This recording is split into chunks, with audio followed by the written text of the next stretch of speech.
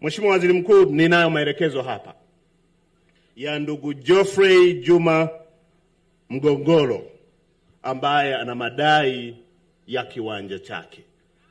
Alitoa kiwanja kwa ajili ya kupisha ujenzi wa mradi wa maji wa Igowole. Mheshimiwa Waziri Mkuu, hii miradi ambayo tunaifanya na kuitekeleza, tuna ushirikiano kati ya serikali na wananchi. Kuna sehemu ambapo watatoa njia tupitishe mabomba, kuna sehemu ambapo watatoa eneo tuweke tenki, kuna sehemu ambapo watatoa ili tujenge chanzo cha maji. Tulikubaliana na mwananchi huyu. Kuna kijiji ambacho kinaitwa Ikwega ambapo ndo tumejenga chanzo, lakini pia kuna eneo la Mkalala ambapo mwananchi huyu Geoffrey ndo ametoa eneo lake ambapo tumejenga tenki.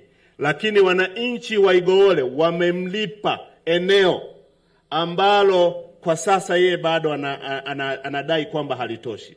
Lakini kwa serikali kupitia RUWASA tulilipa mazao ya parachichi pamoja na miti kiasi cha shilingi milioni 1 ambapo ilikuwa kwa mujibu wa makubaliano. Mheshimiwa Waziri Mkuu, kama kutakuwa bado kuna changamoto, mwenyekiti wa kijiji hii cha Igowole ni shahidi katika makubaliano haya na natambua kwamba hata mlalamikaji anafahamu kwamba kulikuwa na hayo makubaliano. Kama kutakuwa na changamoto yoyote ile, naamini kwamba inaweza kumalizwa na serikali ya kijiji, Mheshimiwa Waziri Mkuu. Lakini jambo jingine, Mheshimiwa Waziri Mkuu, napenda sasa nijikite kwa mwakilishi mashuhuri na mahiri sana wa wananchi wa Mufindi Kusini, Mheshimiwa David Kihenzile. Haya yote ambayo kayasema, kwa kweli mimi naweka tu muhuri wa moto. Mheshimiwa Daktari Samia Suluhu Hassan katika kipindi cha miaka 5 wametekeleza miradi 4 yenye gharama ya bilioni 11. Na hiyo miradi imeshakamilika, ikiwemo mradi wa hapa Igowole wenyewe ambao Mheshimiwa mbunge alisema unafanya kazi. Lakini pia Mheshimiwa Rais alitoa tena miradi mingine ambapo Mheshimiwa mbunge amesema kwamba bado haijakamilika yenye gharama ya bilioni 13.898 ambapo ni pamoja na Mbaramaziwa kama ambao Mheshimiwa mbunge amesema, Malangali ambao mradi huu umefikia 65%, Idete ambapo unaendelea na pamoja na Rufuna.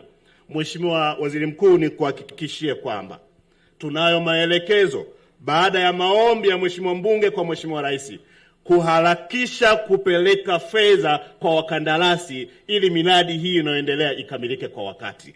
Lakini vile vile Mheshimiwa Waziri Mkuu, Mheshimiwa mbunge ameomba tena kwa Mheshimiwa Rais miradi mingine, miradi ya Mtambula, Mninga pamoja na kuhakikisha kwamba tunajenga miundombinu ya usambazaji katika mji wa Mbaramwezi.